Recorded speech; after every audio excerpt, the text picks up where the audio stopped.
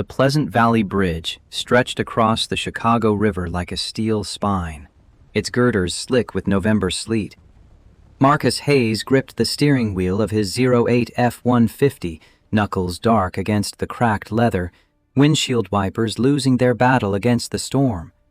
The radio crackled with a weather advisory he'd stopped listening to 3 miles back. His mind was elsewhere, on the electric bill sitting unopened on the kitchen counter, on Jazz's volleyball tournament fee due Friday, on Maya's insistence that her sneakers still fit when they clearly didn't. The headlights caught something wrong ahead. A black Mercedes sedan, new enough to still smell like money, fishtailed across the wet pavement. Marcus's foot hovered over the brake. The luxury car's taillights painted red streaks through the downpour as it spun once, twice, then punched through the bridge railing like it was made of balsa wood. The sound was wrong. Not the metallic crunch of an action movie, but something wet and final.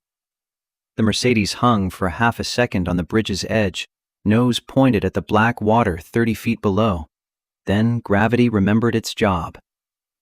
Marcus's truck was already pulling to the shoulder before his conscious mind caught up.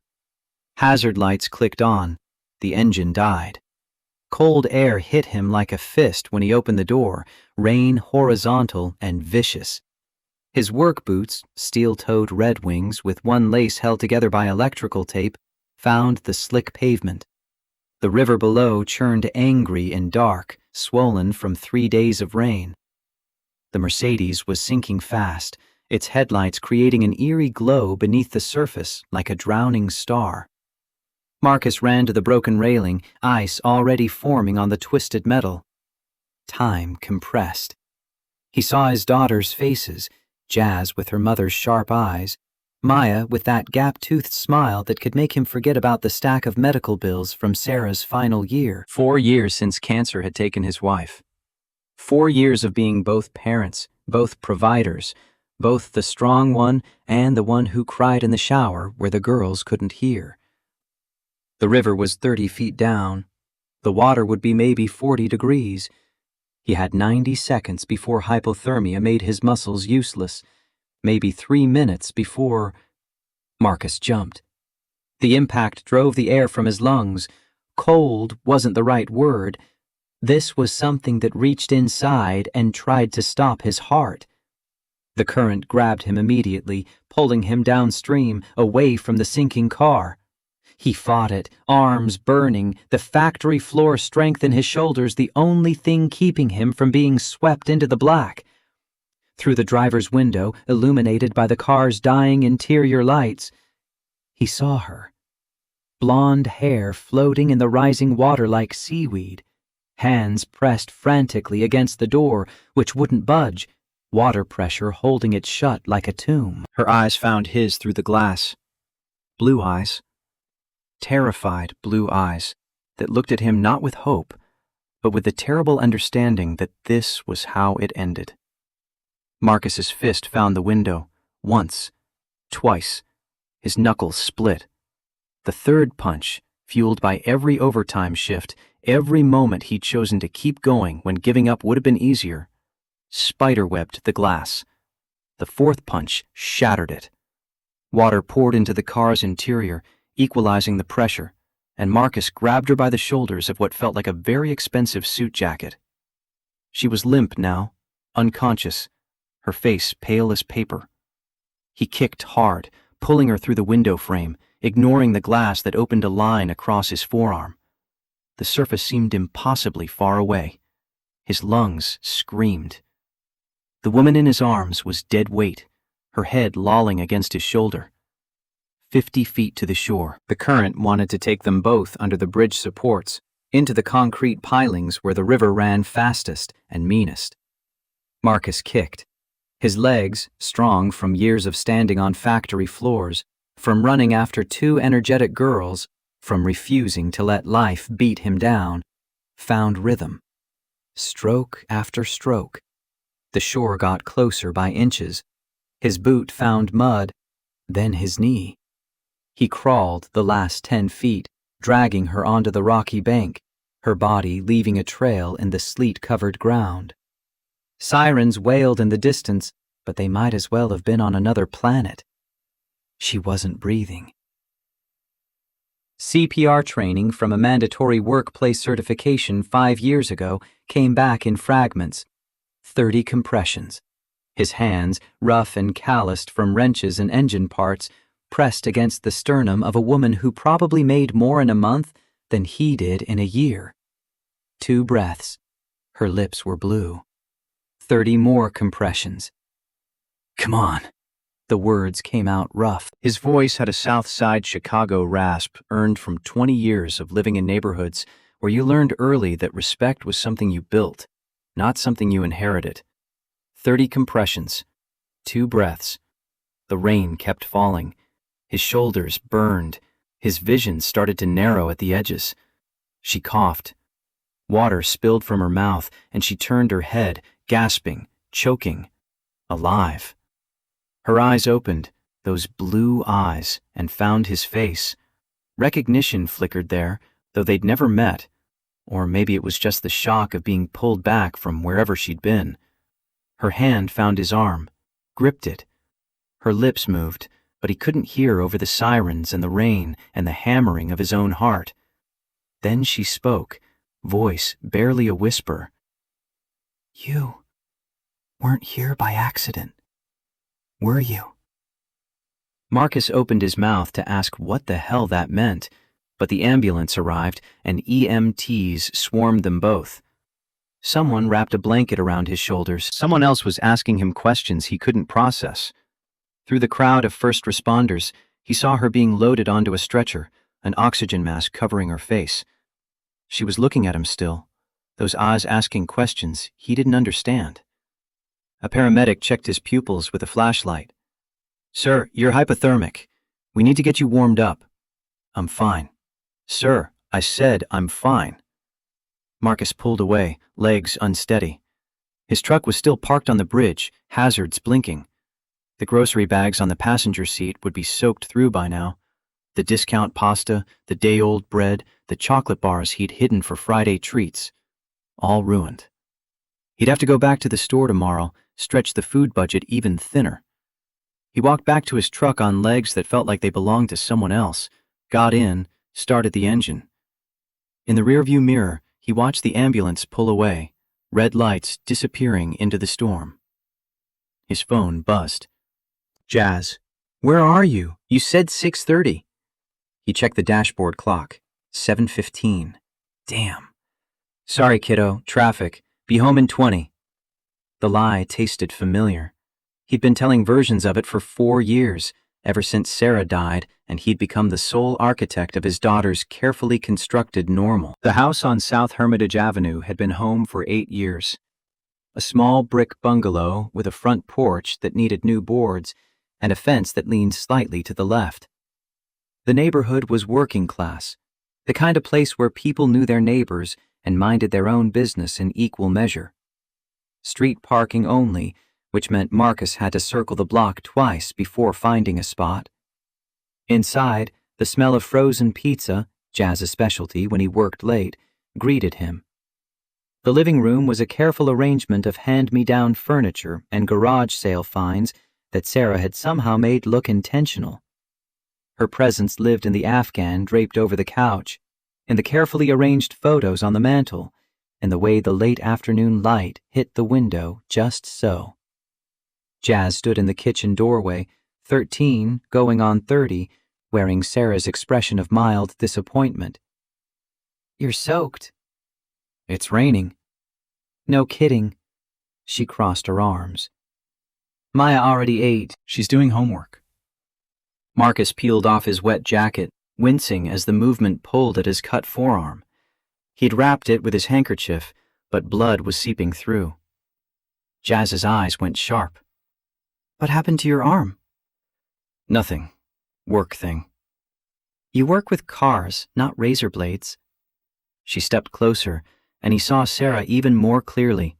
The way she tilted her head when she knew he was lying, the set of her jaw that said she'd wait him out. Just a cut, baby girl.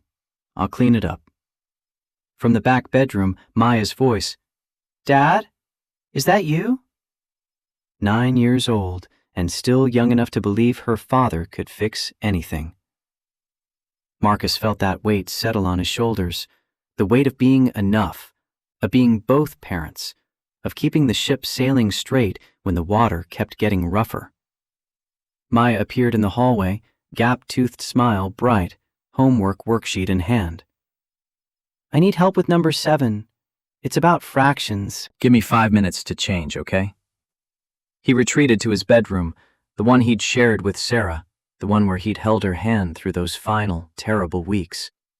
Her perfume bottle still sat on the dresser, 3/4 empty, and some nights, when the loneliness got too heavy, he'd open it just to breathe her in.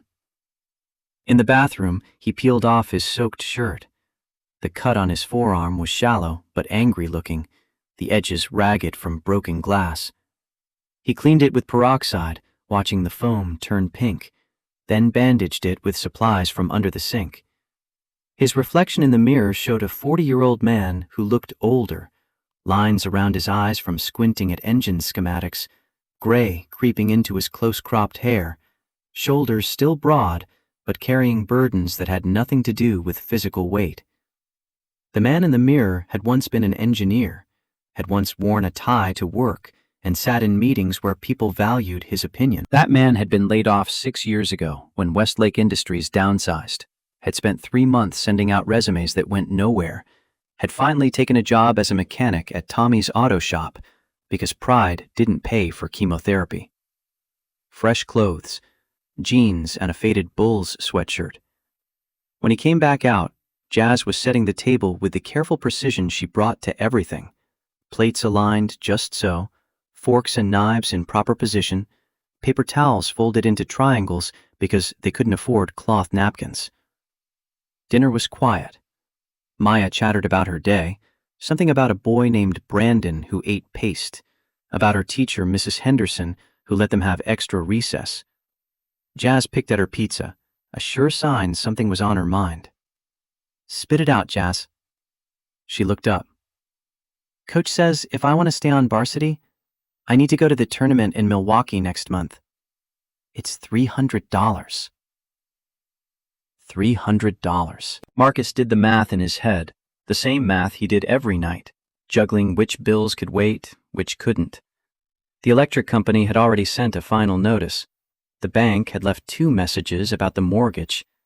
$300 might as well have been $3 million. "I'll figure it out." "Dad, it's okay if..." "I said I'll figure it out." The words came out harder than he meant. Maya's smile dimmed. Jazz's face closed off, walls going up, and Marcus hated himself a little. "I'm sorry. Long day. But we'll make it work, okay? You're the best middle blocker in the district. Coach wouldn't have asked if he didn't think you could make varsity." Jazz nodded, but the light hadn't quite come back to her eyes. After dinner, she cleared the dishes without being asked. Another Sarah trait, this need to be helpful, to carry more than her share. Marcus helped Maya with her fractions at the kitchen table, his mind only half present. The other half kept replaying those moments in the river, the weight of the woman in his arms, the terrible stillness of her face, the way her eyes had opened and looked at him like she knew something he didn't. By 9, both girls were in bed. Marcus sat in the living room with the lights off, staring at the stack of bills on the coffee table. Electric, $247, past due.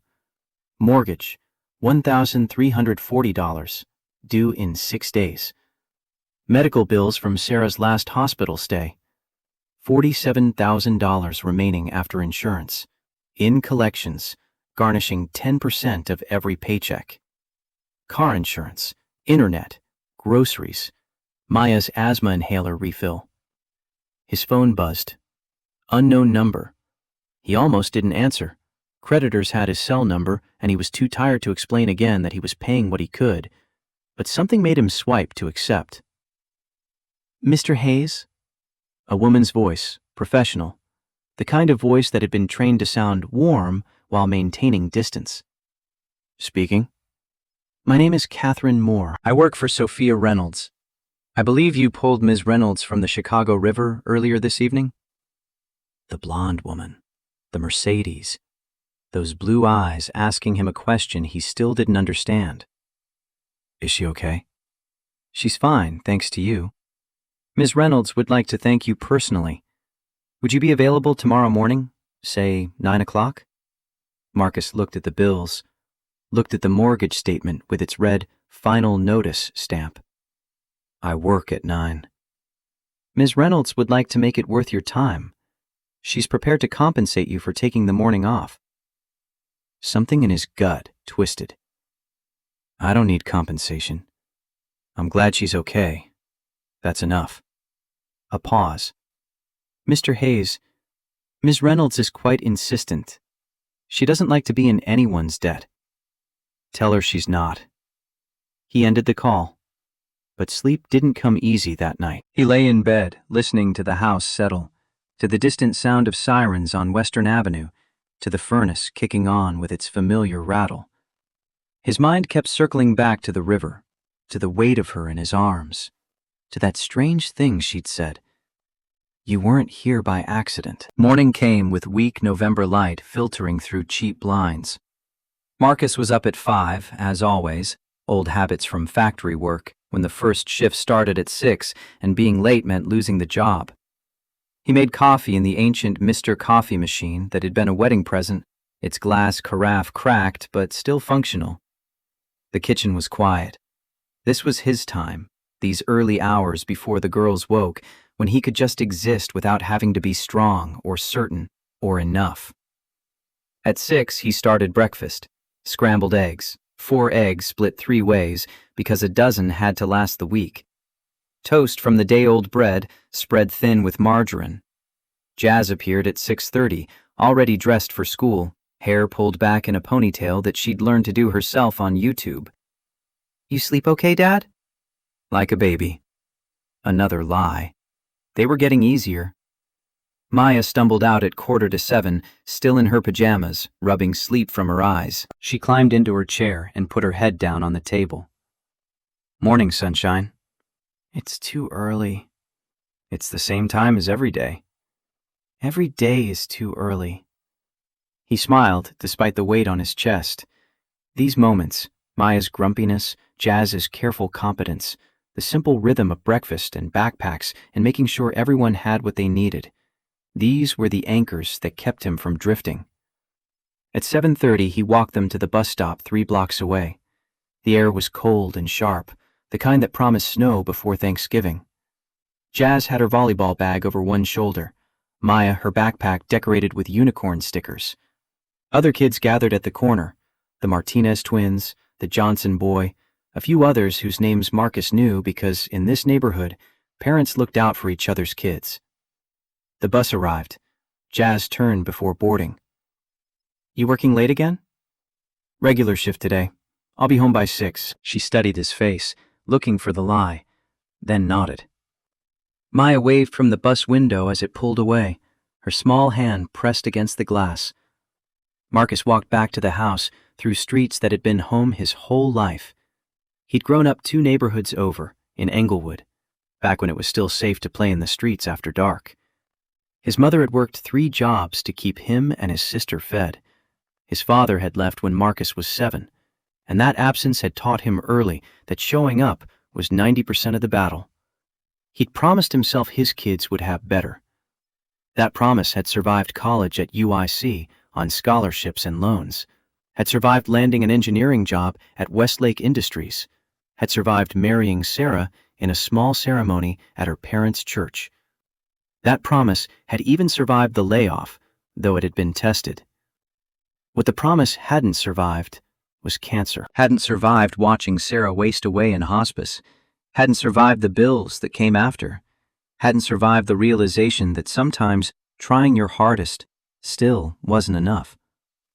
At the house, he changed into his work clothes, Dickies coveralls with Marcus stitched over the breast pocket, steel-toed boots, a thermal shirt against the cold. His work truck was parked on the street, a 202 F-150 that Tommy had sold him for cheap when the transmission went out, and Marcus had rebuilt it himself in the shop after hours. Tommy's auto shop sat on Ashland Avenue, a squat brick building with 3 bays and a sign that hadn't been updated since 1987. Tommy Kozlowski had owned it for 40 years, had hired Marcus when no one else would, had never once made him feel small for taking a mechanic's job when he had an engineering degree. The shop smelled like oil and metal and coffee that had been on the burner too long. Marcus clocked in at 8, grabbed his first work order, brake job on a Honda Civic, and got to work. His hands knew these rhythms: jack the car, remove the wheels, inspect the rotors, replace the pads. Mechanical, predictable, honest work that left you dirty but didn't leave you wondering if you mattered. At 9:15, Tommy appeared in the bay doorway. 65 years old, built like a fire hydrant, with hands that could rebuild a carburetor blindfolded. "Marcus, you got a visitor. Tell them I'm busy. I think you want to see this one." Something in Tommy's voice made Marcus look up. Through the bay door, parked in the lot where customers usually left their Toyotas and Chevys, sat 3 black Mercedes sedans. Gleaming. New. The kind of cars that didn't come to South Side auto shops.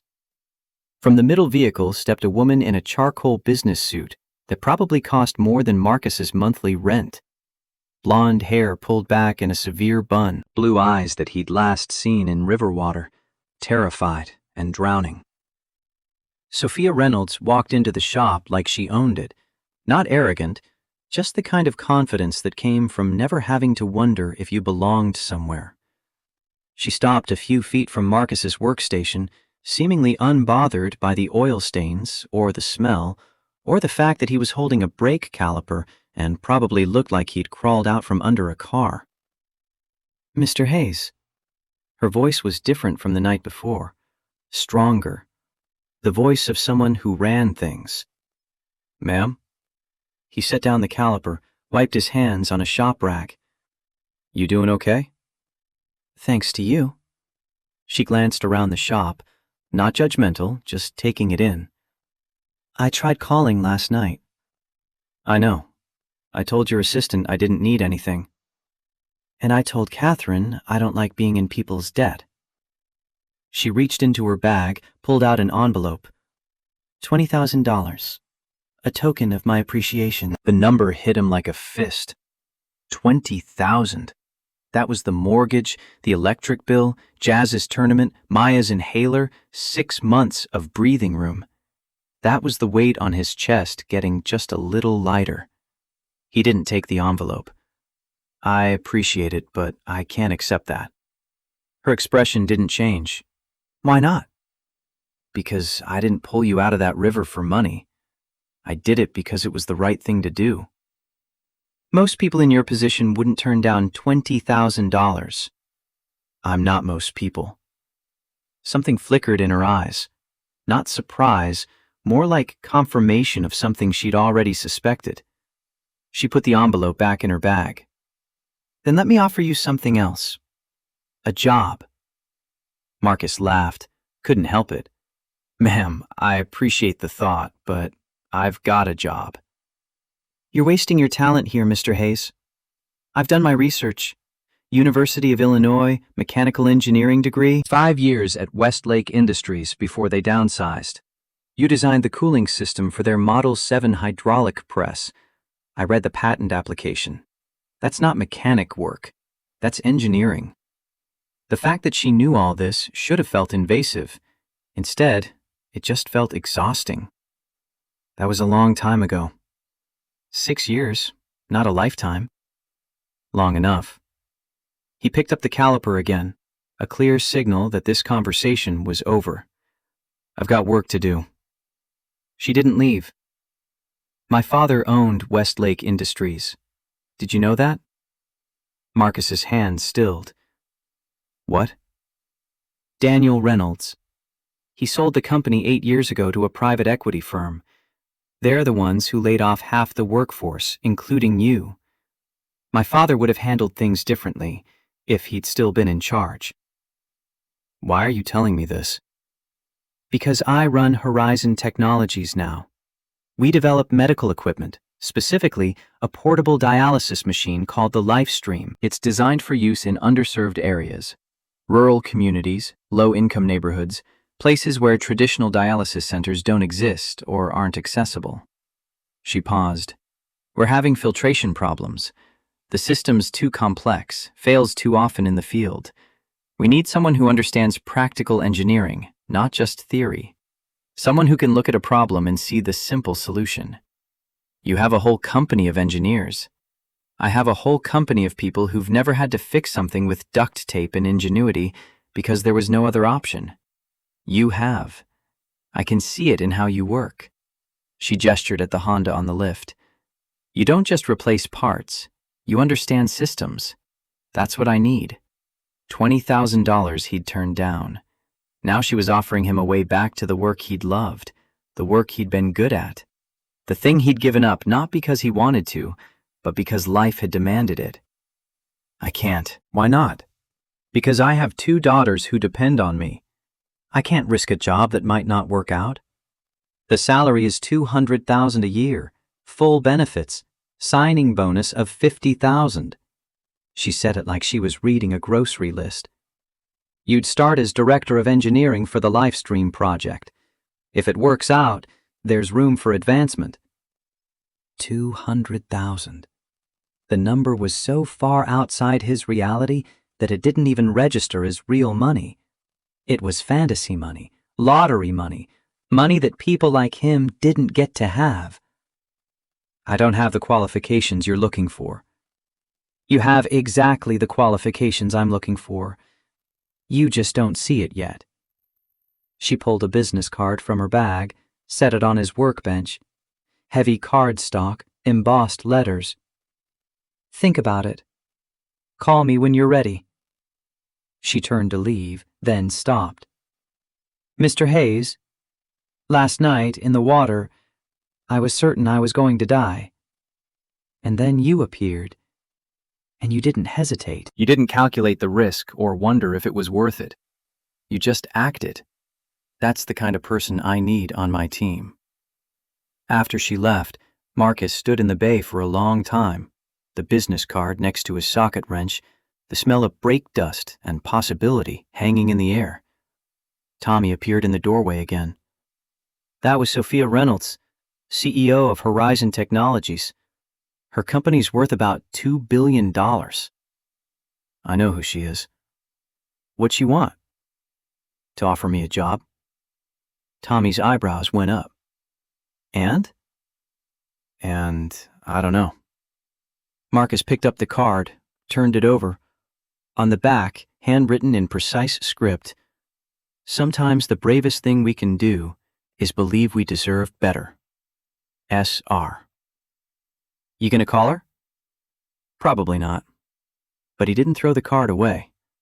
That night, after the girls were asleep, he sat at the kitchen table with his laptop, a 7-year-old Dell that took 5 minutes to boot up, and looked up Horizon Technologies. The website showed a sleek glass building in the West Loop, pictures of smiling employees, a mission statement about using technology to improve lives.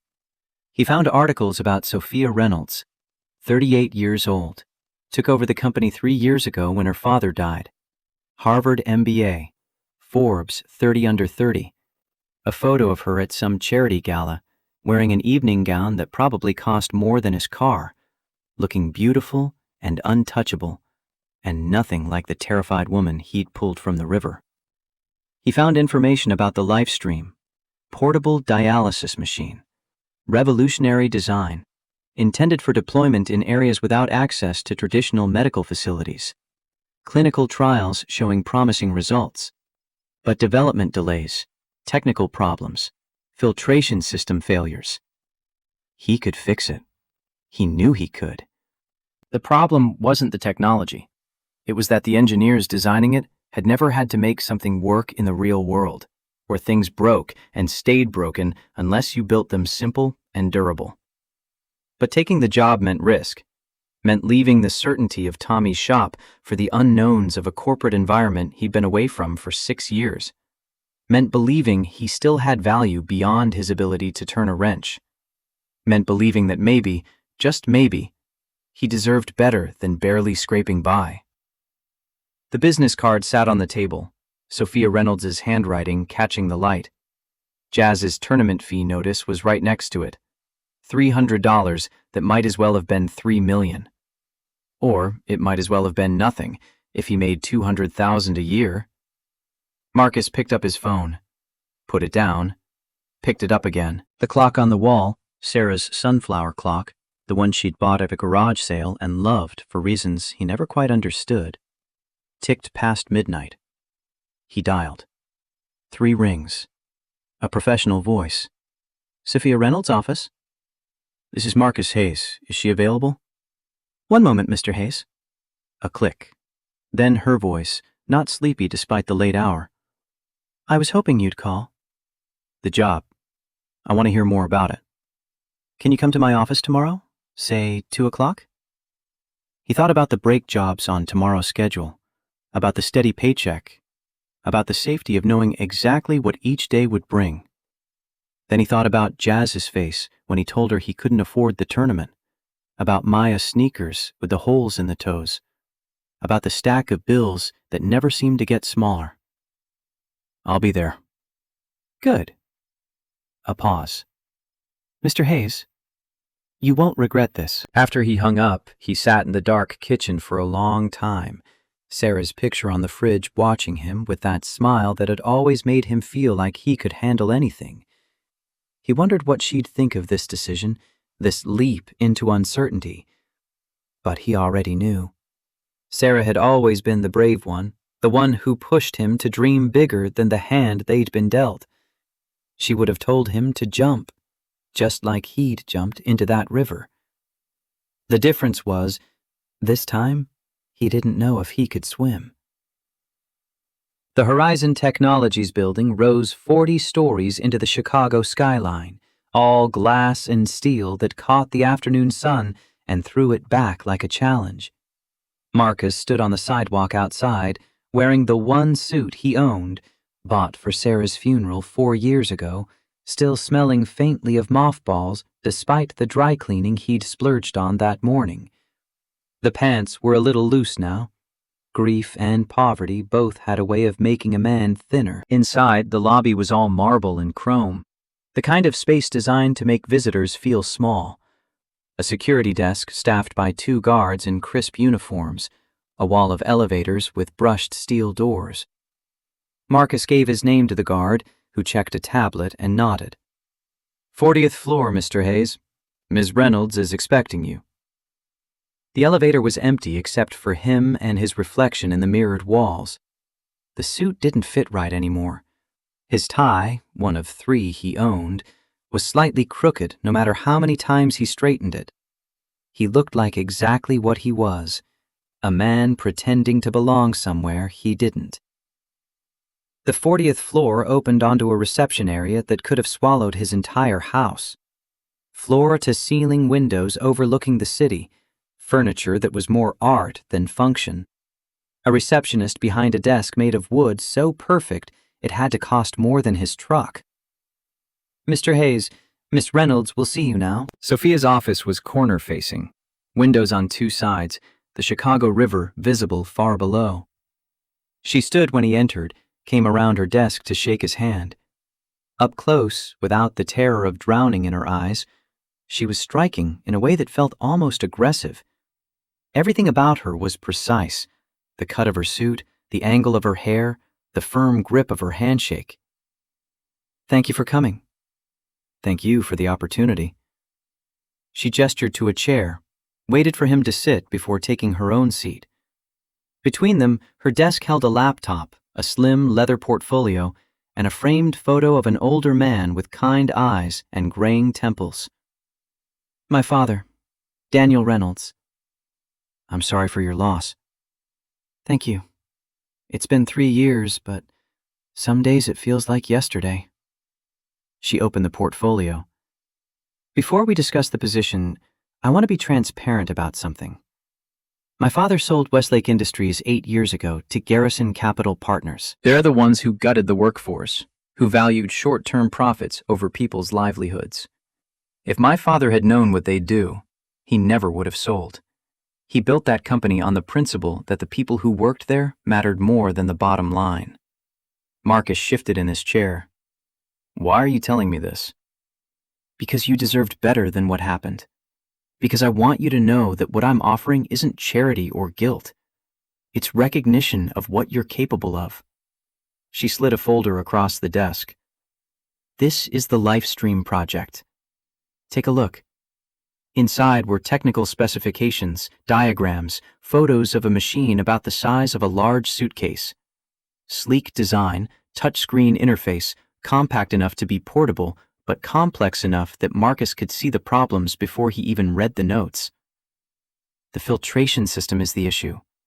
We've gone through 4 iterations and each one fails in field testing. Either the filters clog too quickly, or the cleaning mechanism malfunctions, or the power requirements are too high for areas with unreliable electricity. Sophia leaned forward. We've thrown some of the best minds in biomedical engineering at this problem. They keep making it more complex, adding more fail-safes, more redundancies. But complexity is the problem, not the solution. Marcus studied the diagrams. Dual-chamber filtration, recirculation pumps, automated cleaning cycles triggered by pressure sensors. All beautifully designed, all overthought. You need a simpler approach. 2-stage filtration, 1 coarse filter to catch large particles, 1 fine filter for the actual dialysis. Skip the automated cleaning. Make the filters modular, easy to swap out in the field. Reduce the moving parts by half. Sophia smiled. That's what I thought when I first saw your work at Westlake. You see the elegant solution where others see the need for more engineering. It's not genius. It's just experience. When you can't afford to replace things, you learn to build them so they don't break in the first place. Which is exactly why I need you. She pulled another document from the portfolio. Director of Engineering, Lifestream Division, $200,000 annual salary, $50,000 signing bonus, full medical and dental for you and your daughters, 4 weeks paid vacation, stock options that vest over 4 years. The numbers were real now, printed in black and white. Marcus read the contract twice, looking for the catch. There had to be one. Nobody gave this kind of money to a man who spent his days under cars. When would you need me to start? 2 weeks. That gives you time to wrap up at your current position, get your daughters settled. We'll cover relocation assistance if you want to move closer to the office. I'm not relocating. My daughter's school, their friends, everything they know. It's on the south side. Then we'll make it work. The commute is manageable. She slid a pen across the desk. I won't pressure you to decide now. Take the contract home, think it over, discuss it with your family. But Marcus was already reading the clause about medical benefits. Full coverage, no deductible, prescriptions included. Maya's asthma medication alone cost $200 a month. Jazz would be able to see a dentist for the first time in 3 years. He picked up the pen, signed on the line marked Employee. Sophia's smile was genuine this time, reaching her eyes. Welcome to Horizon Technologies, Mr. Hayes. They shook hands again, and Marcus felt the weight of what he'd just done settle over him like snow. This was it. The moment everything changed. For better or worse, he'd just bet his daughter's future on his ability to be something more than a mechanic. Telling Tommy was harder than signing the contract. The old man listened in silence as Marcus explained, standing in the shop office with its ancient filing cabinets and calendar from 1998 that nobody had bothered to replace. 200 grand, huh? Yes, sir. That's good money. Real good money. Tommy pulled a rag from his pocket, wiped his hands even though they were already clean. You'd be stupid not to take it. I'm giving you 2 weeks' notice. I'll finish everything on my schedule, train whoever you bring in to replace me. Can't replace you, Marcus. You're the best mechanic I've had in 40 years. Tommy's eyes were wet, but his voice stayed steady. But you were never meant to be here long term. You got too much talent to waste it on brake jobs and oil changes. This place saved my life when nobody else would hire me. And you saved mine right back. Shop would have gone under 3 years ago if you hadn't rebuilt that lift motor when I couldn't afford a new one. Tommy stuck out his hand. I'm proud of you, son. Your wife would be too. That night, Marcus called the girls into the living room. They sat on the couch, Jazz cross-legged with her phone face down beside her, Maya curled up with her stuffed rabbit, and looked at him with varying degrees of suspicion. Serious family meetings usually meant bad news. I got a new job. Maya's face lit up. Does that mean we can get a puppy? No puppies. But it does mean some things are going to change. Good changes. He explained about Horizon Technologies, about the Lifestream project, about the salary that was more money than he'd ever made in his life. Jazz's expression went from skeptical to calculating. How much more are we talking about? Enough that you don't have to worry about tournament fees anymore. Enough that Maya can get new shoes that actually fit. Enough that we can maybe start putting money away for college. Dad. Jazz's voice went soft. Are you serious? Dead serious. Maya launched herself at him, rabbit and all, wrapping her arms around his neck. Does this mean I can do art camp this summer? Maybe. Let's see how things go first. But Jazz stayed on the couch, her face unreadable. Marcus knew that look. She was working through the angles, trying to find the problem he wasn't telling them about. What's wrong, baby girl? Nothing. It's great. I'm happy for you. But her voice said otherwise. After Maya went to bed, Marcus found Jazz in her room, supposedly doing homework, but really just staring at her math textbook. He sat on the edge of her bed, the mattress dipping under his weight. Talk to me. It's stupid. Not if it's bothering you. She closed the textbook. What if you're not good enough? What if they realize they made a mistake hiring you, and then you lose the job, and we're worse off than before? The fear in her voice was his fear, the one he'd been trying not to think about since he signed that contract. Jazz had learned too young that security was fragile, that good things could be taken away without warning. Cancer had taught her that. Poverty had reinforced it. That might happen. I can't promise it won't. He took her hand. But I can promise that even if it does, we'll figure it out. We always do. Because you always take care of us. Because we take care of each other.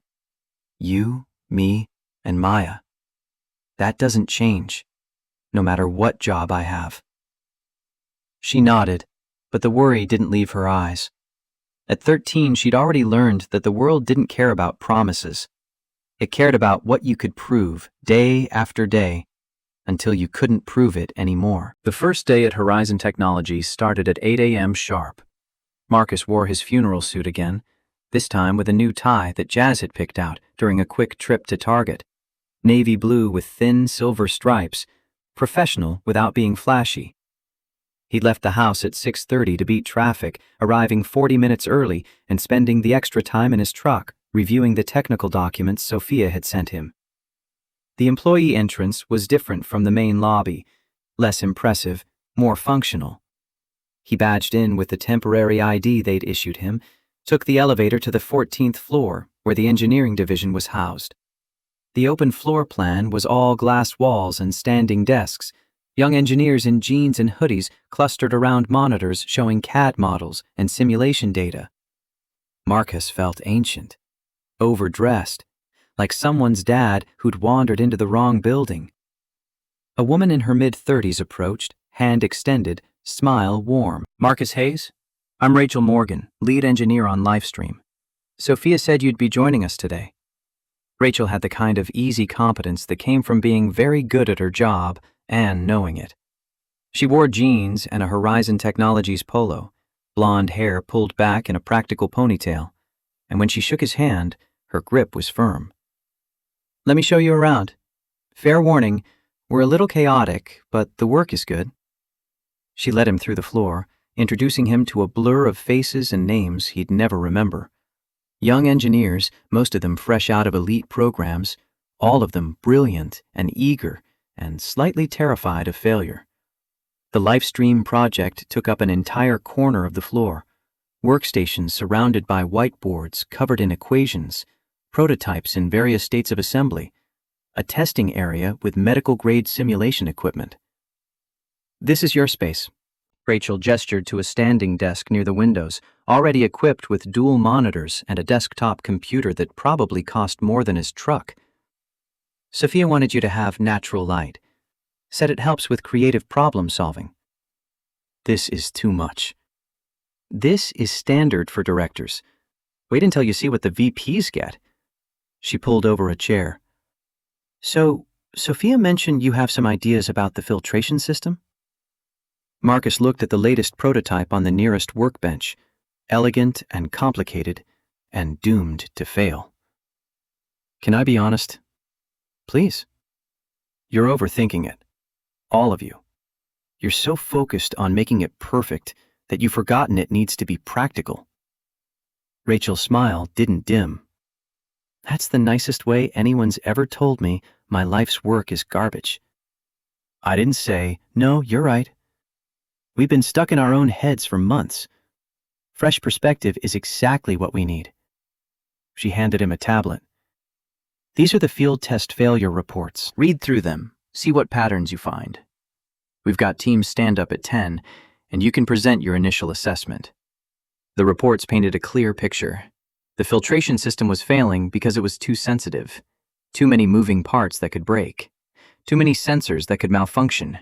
Too much reliance on perfect conditions that didn't exist in rural Tennessee or inner-city Detroit or anywhere else the Lifestream was supposed to work. At 10, the team gathered in a conference room with glass walls overlooking the city. 12 engineers, all younger than Marcus, all with degrees from places like MIT and Stanford and Carnegie Mellon. Rachel made introductions, and Marcus felt their eyes on him. The old guy in the suit, the outsider who'd somehow landed a director position. And then there was Victor Blackwood. He walked in last, late, carrying a coffee in a mug that said, "World's Best CFO," in ironic quotation marks. 55, white hair still thick, wearing a suit that cost more than Marcus's car. He took the seat at the head of the table like it was his by right, and when his eyes landed on Marcus, something flickered there. Recognition. Victor Blackwood, Chief Financial Officer. His handshake was limp, dismissive. "You're the new director? Marcus Hayes?" "Yes, sir." Hayes. That name's familiar. Victor's eyes narrowed. "Did you work at Westlake Industries 6, 7 years ago?" Marcus's stomach dropped. "I did." "Thought so. You were in the engineering department, part of the downsizing in 18. Victor smiled, and there was nothing friendly in it.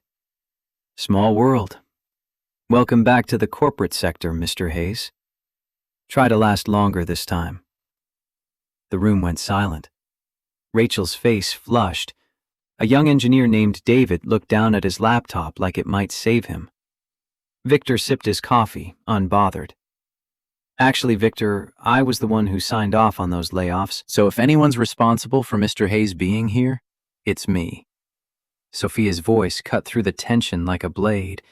She stood in the doorway, and Marcus hadn't even heard her approach. "I think you'll find his experience is exactly what this project needs." Victor's smile didn't waver. "Of course, Sophia. I'm sure you know best." The meeting proceeded with painful professionalism. Rachel walked through the latest test results. An engineer named Tom presented options for redesigning the pump system. Everyone carefully avoided looking at Marcus or Victor. When it was his turn, Marcus stood, feeling every eye on him. He pulled up the failure reports on the screen. "The problem isn't the filtration technology. It's the complexity. You've designed this for perfect conditions, clean power, trained operators, climate-controlled environments. But that's not where it's going to be used." He clicked to a photo from the field tests.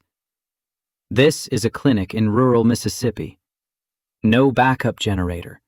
No air conditioning. The tech who runs it is a nurse practitioner who learned dialysis from YouTube videos. She's brilliant and dedicated, but she's not an engineer.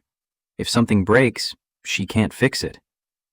He switched to the CAD model of the current design.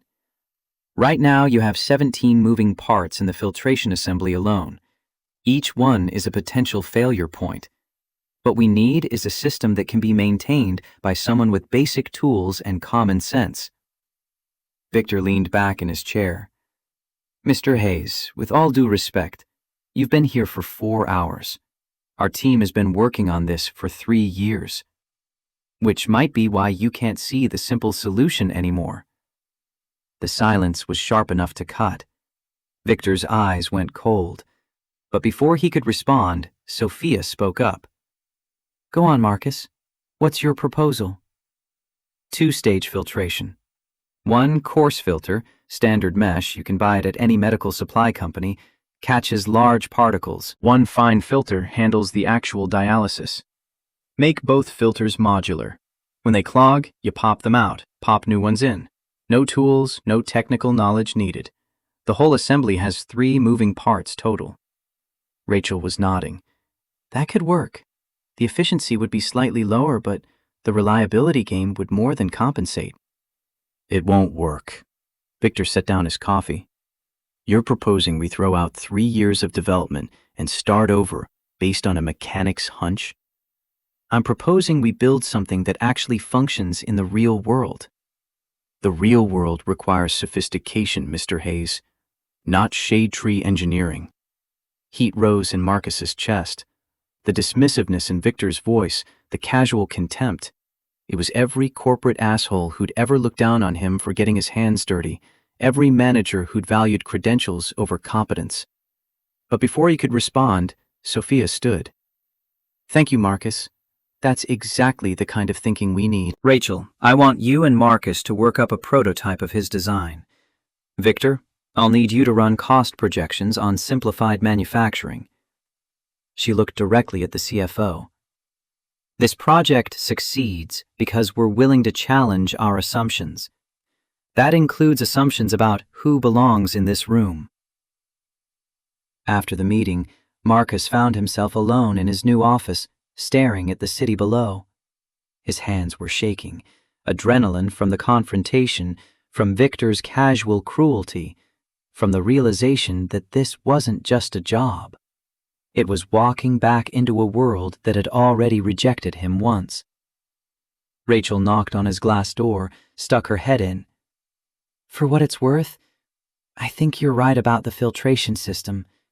And Victor's an asshole to everyone, not just you. That's supposed to make me feel better? Little bit, yeah. She came in, closed the door behind her.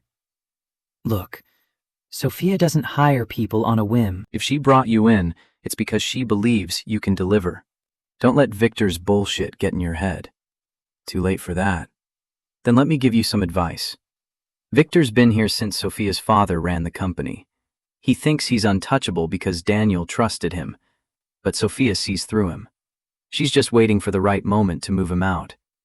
Rachel leaned against his desk. Your job isn't to fight Victor, it's to prove him wrong. Build the thing that works and let the results speak.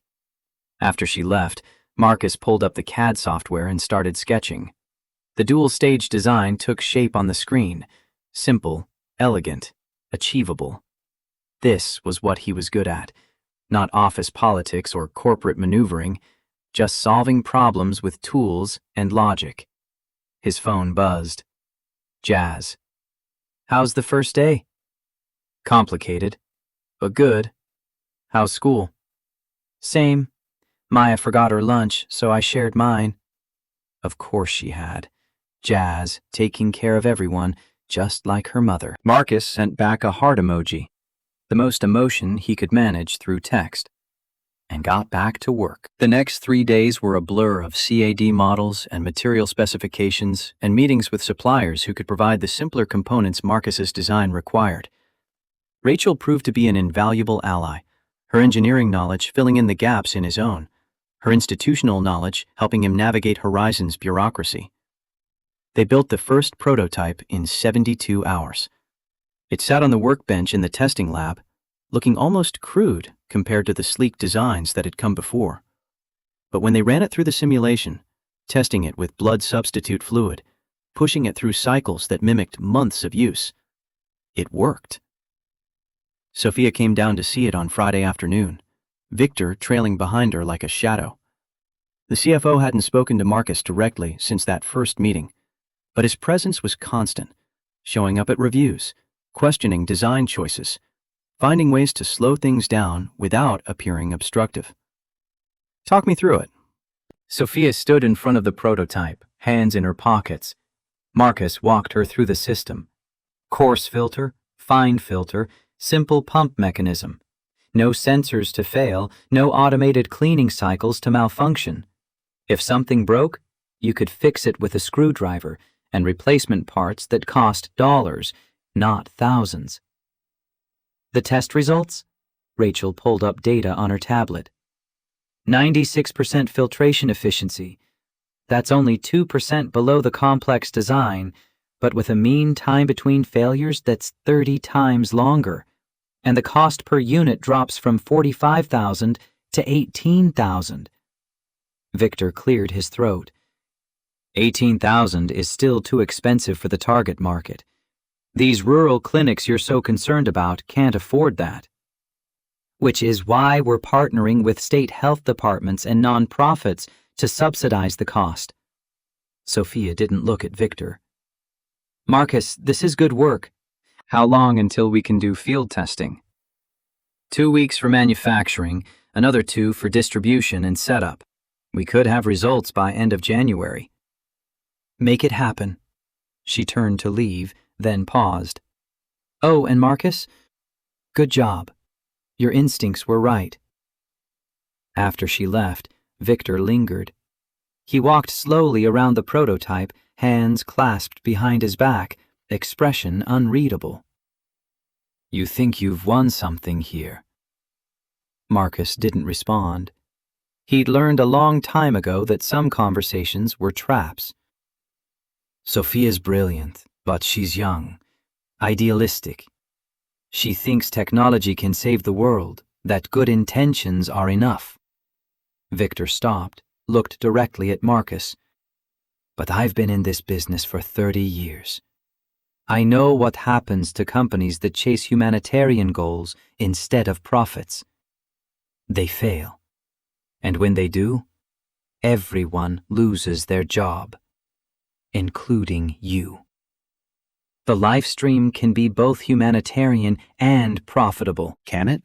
Because right now you've cut the profit margin to almost nothing. The board won't tolerate that indefinitely. Victor smiled. Enjoy your little victory, Mr. Hayes. But remember, companies like Horizon don't stay in business by being charitable. Eventually, reality catches up. He walked away, leaving Marcus alone with the prototype and a creeping sense of unease. Victor wasn't wrong about the economics. Even at $18,000 per unit, the margins were thin. If something went wrong, if the field tests failed, if the board decided the live stream wasn't worth the investment. His phone buzzed. Unknown number. Marcus almost didn't answer, but something made him swipe to accept. Mr. Hayes? A woman's voice, professional, unfamiliar. Speaking. My name is Catherine Moore. I'm a reporter with the Chicago Tribune. I'm doing a story on Horizon Technologies and their livestream project. I was hoping to speak with you about your role. I can't comment on company business. You'd need to talk to our PR department. Of course, but off the record, I'm curious. How does it feel to be working for the daughter of the man whose company laid you off? Marcus's grip on the phone tightened. Where did you hear that? I'm a reporter. It's my job to know things. A pause. I'm also interested in the relationship between Sophia Reynolds and certain board members, specifically concerns about conflicts of interest regarding the Livestream project. I don't know anything about that. But you're working directly with Ms. Reynolds. You must have some insights into how decisions are being made. I need to go. Mr. Hayes, if there's anything you'd like to share. He ended the call. His hands were shaking again, but this time it wasn't adrenaline. It was anger. Someone had leaked information about his past with Westlake. Someone had pointed a reporter in his direction. The most likely candidate wore expensive suits and called himself the CFO. Marcus pulled up his email, found the thread with Sophia's assistant, and typed, "Need to speak with Ms. Reynolds. Urgent." The response came back in under a minute. "She's available now, 40th floor." Sophia's office was empty except for her. She sat behind her desk, the city lights starting to come on as evening fell, and when Marcus entered, she gestured to the chair across from her. "What's wrong?" He told her about the reporter's call, about the questions regarding his history with Westlake, about the implications of conflict of interest. Sophia listened without interrupting, her expression growing colder with each detail. Catherine Moore's a tabloid journalist masquerading as serious news. She's been trying to get dirt on Horizon for months. Sophia pulled out her phone, typed something quickly. "I'll have our legal team send her a cease and desist. But Marcus, I need you to understand something." She stood, walked to the window. From up here, Chicago looked like a circuit board, lights and connections stretching to the horizon. "My father built this company on the principle that business could be a force for good, that making money and helping people weren't mutually exclusive goals. When he died," her voice caught just for a moment. "When he died, there were people who saw it as an opportunity. Board members who wanted to pivot away from humanitarian work, who thought the live stream was a waste of resources. Victor was one of them." "You think he's the leak?" "I think Victor remembers a version of this company where profit was the only metric that mattered, and he wants to go back to that." She turned to face Marcus. "Your success with the live stream threatens his vision, which means he's going to come after you however he can." "So what do I do?" "You keep doing what you're doing. You build the thing that works, and you trust that I won't let him destroy you." She came back to her desk, pulled a folder from a drawer. "This is what I should have told you before I hired you. My father didn't just own Westlake. He died 3 years ago in a car accident. Single vehicle crash on a mountain road. Police ruled it an accident, but you don't think it was. I think my father had enemies, people who stood to gain from his death." She handed him the folder. Inside were police reports, newspaper clippings, photos of twisted metal on a guardrail. He'd discovered financial irregularities at Horizon, millions of dollars unaccounted for. He was going to go public, bring in auditors, and then he died. Marcus looked up from the photos. "You think someone at Horizon killed him?" "I think someone didn't want him asking questions. And when you start threatening the status quo, when you challenge the way things have always been done," she took the folder back. "I'm telling you this because I need you to be careful. Victor is more dangerous than he appears." "Then why not fire him?" "Because I need proof. And because the board trusts him more than they trust me. I'm young, female, too idealistic. Vera's been here since my father started the company. He has allies I don't." Her eyes were hard now, all the vulnerability from the river gone. "But I'm patient, and I'm building my case. The live stream's success is part of that. When we prove that humanitarian work can be profitable, when we show the board that my father's vision was viable, then I'll have the leverage I need." Marcus understood. He wasn't just an engineer. He was a piece on the chessboard, part of a larger game he hadn't realized he was playing. "What happens if the live stream fails?" "Then Victor wins, and everything my father built gets dismantled in favor of quarterly earnings reports." She met his eyes. "No pressure." He almost laughed. The absurdity of it, a mechanic from the South Side suddenly responsible for a corporate power struggle and the future of medical technology for underserved communities. If Sarah could see him now, she'd have some choice words about getting in over his head. But she'd also tell him to fight, to prove that people like them, people who came from nothing, who worked with their hands, who knew what it meant to struggle, had just as much right to build the future as anyone else. I won't let you down. I know you won't. Sophia's smile was tired. Go home, Marcus. Kiss your daughters. This will all still be here on Monday. The weekend was supposed to be normal. Saturday morning, Maya had a soccer game. Her team lost 4-2, but she scored a goal that had her bouncing with excitement all the way home. Jazz had volleyball practice, and afterward, Marcus took them both to Lou Malnati's for deep dish pizza they could actually afford now. Sunday, he did laundry and fixed the leaky faucet in the bathroom and helped Maya with a school project about the solar system. Normal things. Dad things. The kind of routine that kept the world stable. But his mind was elsewhere. On the prototype sitting in Horizon's lab. On Victor's warning about reality catching up.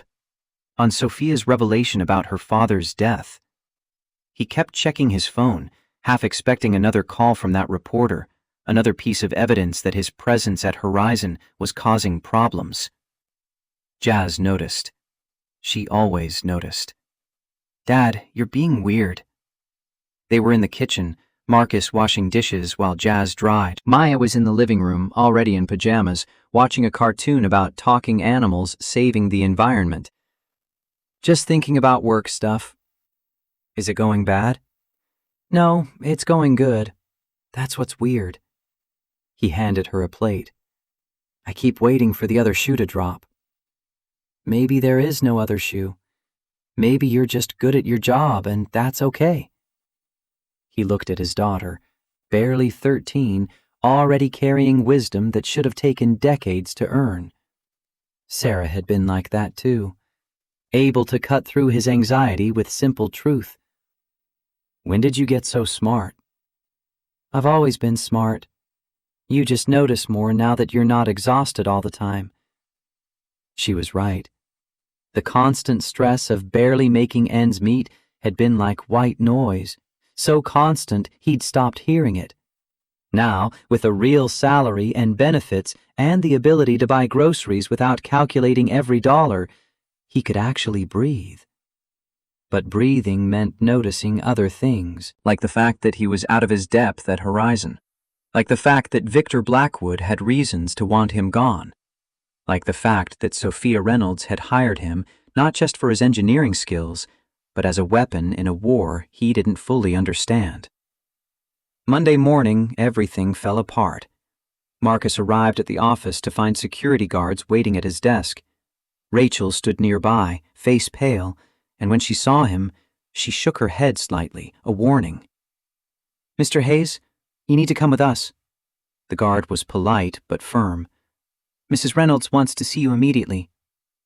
He followed them to the 40th floor, his mind racing through possibilities. Had the reporter published something? Had Victor found a way to discredit him? Had the prototype failed overnight? Sophia's office was crowded. The CFO was there, along with two people Marcus didn't recognize, a woman in her 60s wearing a power suit and pearls, a man in his 40s who looked like he billed by the hour. Marcus, this is Margaret Chen, chair of our board of directors, and Robert Lawson, our corporate attorney. Sophia's voice was careful, controlled. There's been an accusation. Victor stepped forward. Last night, our servers detected an unauthorized data transfer from your workstation.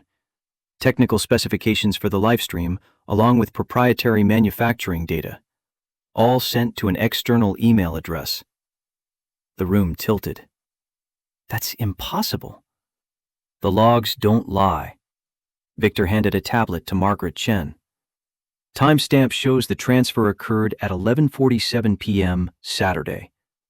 Mr. Hayes, were you in the office Saturday night? No, I was home with my daughters. Can anyone verify that?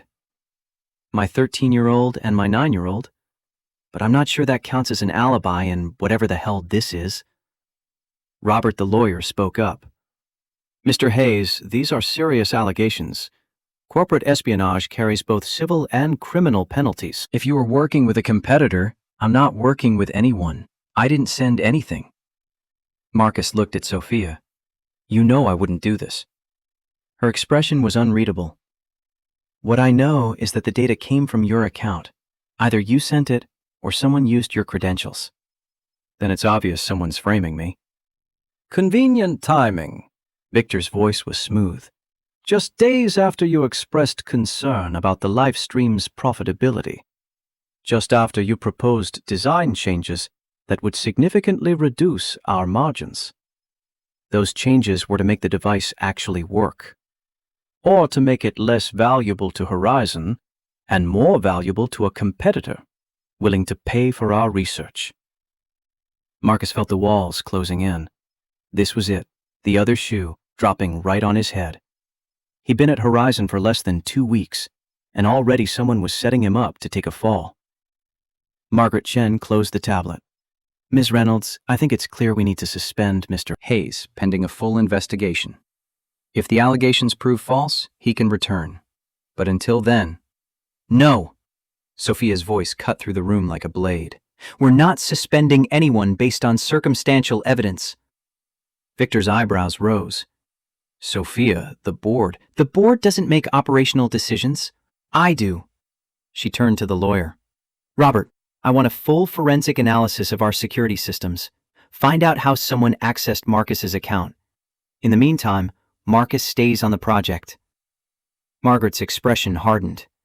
Ms. Reynolds, I strongly advise... Noted. Is there anything else? The older woman and the lawyer exchanged glances. This was a power play, Marcus realized. Margaret and Victor ganging up on Sophia, using him as the wedge to undermine her authority. After they left, Sophia closed the door and leaned against it.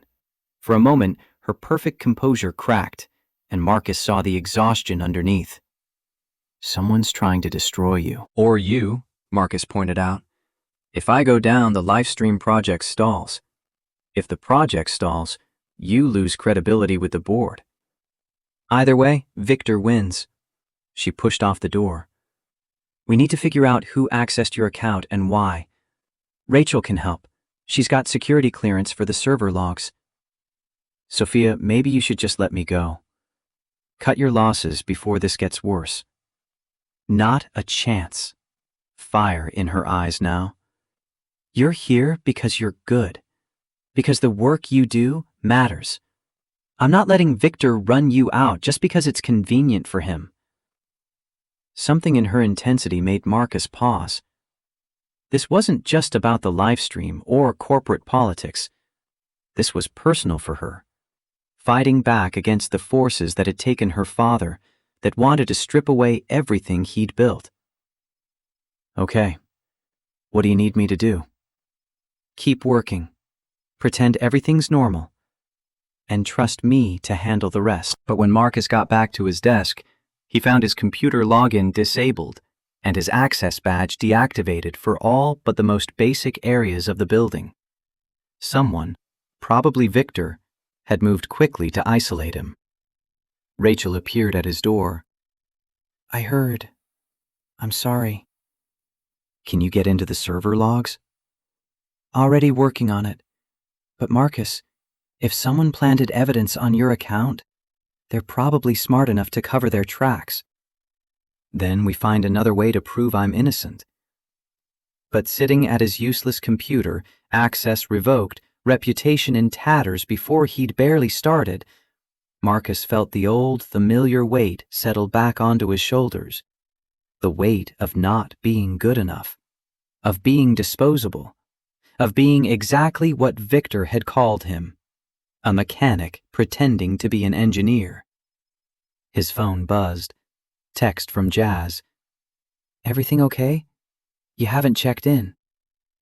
He should tell her the truth, that the job was already falling apart, that they might be back to scraping by within a month, that he'd been an idiot to think someone like him could belong in a place like this. Instead, he typed, all good, Love you. Because sometimes the bravest thing you could do was keep lying until the lie became true. Rachel found the breach at 2 a.m. on Tuesday. Marcus got the call while he was lying awake, staring at his bedroom ceiling, running through every conversation he'd had at Horizon, looking for the moment he'd slipped up. I found it. The server logs show a remote login from an IP address in River North. Whoever accessed your account did it from outside the building. Marcus sat up, reaching for the lamp. Can you trace it? Already did. The IP belongs to a coffee shop on Michigan Avenue. Public Wi-Fi, no security cameras inside. Whoever did this knew what they were doing. So I'm still the suspect. Not necessarily. I pulled the authentication logs. Your account shows two-factor verification through your phone at the exact time of the breach. Except, according to cell tower data, your phone was on the south side. You can't be in two places at once. Hope flickered in his chest. That proves someone cloned my credentials. It suggests it, but proving it in a way that satisfies Margaret Chan and the board? That's harder. Rachel's voice carried exhaustion. I'm forwarding everything to Sophia. She'll know what to do with it. After the call ended, Marcus lay back down, but sleep was impossible. Someone had gone to significant effort to frame him, not just accessing his account, but doing it in a way that pointed directly at corporate espionage. This wasn't random. This was surgical. Victor's face kept appearing in his mind. The CFO had the motive, certainly, but did he have the technical knowledge to pull off this kind of hack? Or had he hired someone who did? At 5, Marcus gave up on sleep. He made coffee, checked on the girls, both still sleeping, Jazz's phone charging on her nightstand, Maya's stuffed rabbit fallen on the floor, and sat at the kitchen table with his laptop. If he couldn't access Horizon's systems, he could at least review his own files, looking for anything that might explain who wanted him gone and why. His email inbox held the usual clutter: spam, LinkedIn notifications, an Amazon shipping update, and then, buried 3 days deep, something that made his blood run cold. Subject: thought you should know. No sender name. The email address was a string of random characters at a domain he didn't recognize. The body contained a single attachment, a PDF labeled horizon_financials_confidential.pdf. Marcus's finger hovered over the attachment. Opening it could be another trap, but not opening it meant staying in the dark. He clicked.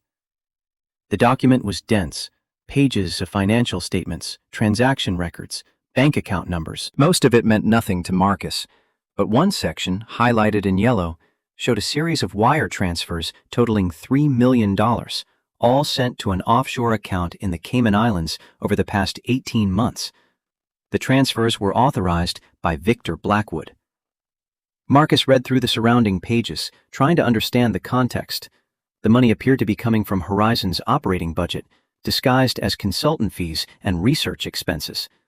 But the receiving accounts had no legitimate business connection to the company.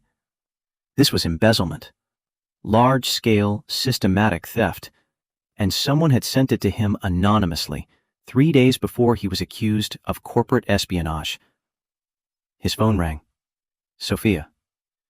Did you get an email from an unknown sender? PDF attachment? You got one too? Along with Margaret Chen, Robert Lawson, and Victor himself. Someone's trying to blow this whole thing open. Her voice was tight. Can you get to my office in 30 minutes? The girls, bring them. I'll have someone from HR set them up in the employee lounge with breakfast. The drive downtown at 6 a.m. was surreal. Jazz woke up confused, Maya grumpy, both of them bundled into the truck in their pajamas with winter coats thrown over top. Marcus tried to explain, emergency at work, just for a few hours. They could watch movies in a nice office. But the truth was too complicated and too dangerous. Horizon's building was almost empty this early. A security guard let them in, and a woman from HR appeared to escort Jazz and Maya to a lounge on the 20th floor that had comfortable couches and a TV and a breakfast spread that made Maya's eyes go wide. Dad, they have chocolate croissants. You can have one, just one. Jazz pulled him aside. What's really going on? Work stuff. I'll explain later. Just stay with your sister, okay? On the 40th floor, Sophia's office was already full. Margaret Chen looked like she hadn't slept. Robert Lawson was on his phone, barking orders at someone about securing documents, and Victor sat in the corner, his usual composure fractured, hands clenched on the arms of his chair. Mr. Hayes, Margaret's voice was ice. Did you send these documents? No, ma'am. I received them the same as you. Convenient. You're accused of espionage, and suddenly evidence appears implicating our CFO in financial crimes. Victor stood abruptly. This is a setup. Someone's trying to discredit me. Using my email? Marcus met his eyes. Seems like we have the same problem. Robert ended his call. I've got our forensic accountants pulling records now. If these transfers are real, we'll know within hours. They're not real. Victor's voice carried desperation now. This is fabricated. Someone doctored those statements. Then you should welcome the investigation. Sophia remained calm, but Marcus could see the calculation behind her eye. If you're innocent, the audit will prove it. Margaret turned to the lawyer. Robert, what are our legal obligations here? If the documents are authentic, we need to report to the SEC immediately. If they're fabricated, we need to find out who's behind this and why. He looked at Victor. Either way, I'm advising that Mr. Blackwood be placed on administrative leave pending the investigation. That's absurd. Victor's face was red now. I've been with this company for 20 years, since Daniel founded it. You're going to sideline me based on anonymous allegations? We're going to follow protocol. Margaret's tone brooked no argument. You'll retain full salary and benefits, but until this is resolved, you're not to access company systems or premises. Victor looked at Sophia. You orchestrated this, you and your pet mechanic. Careful, Victor. Sophia's voice dropped to something dangerous. You're already in enough trouble without adding defamation. After Victor was escorted out by security, the room felt lighter but no less tense. Margaret gathered her things, clearly eager to be anywhere else.